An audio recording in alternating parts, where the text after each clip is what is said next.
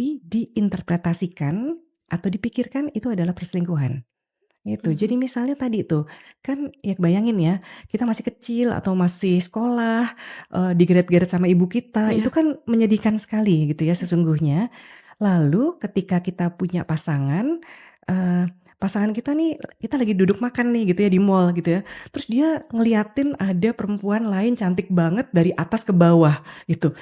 Itu mungkin akan membangkitkan, ingatan masa lalu bahwa, "Dulu bapak saya juga melakukan ini, ibu saya marah besar, habis itu habis itu saya melihat pertengkaran mereka, kemudian saya digeret untuk mendamprat si orang Iya. tersebut dan lain sebagainya," gitu.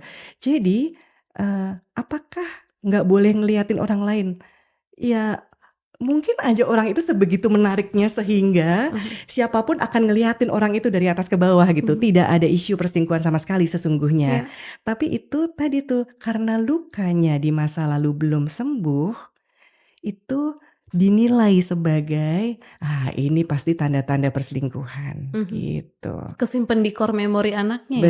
Betul banget, sampai dia Oh, serem dewasa. banget ya. Jadi lebih baik tuh orang tua kalau punya problem gitu sesama pasangan, jangan bawa anak gitu kali Iya, ya? kalau boleh nggak sih aku request kayak gitu, Heeh, gitu ya buat semua orang tua gitu. kayak kalau ada problem udah anaknya nggak usah sampai lihat, nggak usah sampai Iya, tahu gitu. kalau misalnya mau berantem, kalau bisa jauh-jauh deh dari anaknya ya, Iya. pergi deh gitu ya ke taman sebelah rumah kek, ke mall, ke kafe kek Iya ya, bener. anaknya dijagain dulu sama yang lain, tuh ya.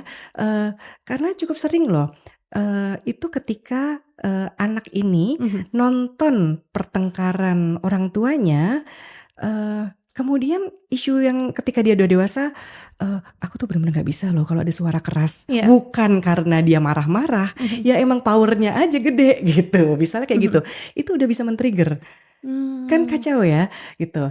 Kadang-kadang ini bukan melihat, tapi mendengar. Orang tuanya udah bener nih, jangan bertengkar depan anak, mereka masuk ke kamar, teriak-teriakan dari situ. Waduh, ya udah sama juga sih sebetulnya. Traumanya sampai dewasa ya? Bisa, ya kalau bisa sih berantemnya jangan depan anak gitu, dan memang perlu kuasailah cara berantem yang baik gitu. Makanya tadi tuh termasuk top skills tuh sebenarnya tuh, menguasai cara berantem yang baik dengan menyelesaikan permasalahan tersebut sampai tuntas. Berarti regulasi emosi juga penting banget sebelum menikah ya? Betul. Dan regulasi emosi itu seringkali ternoda karena isu-isu trauma di masa lalu. Oke. Gitu, makanya kalau bisa itu diberesin dulu deh sebelum nikah, Ah hah. gitu.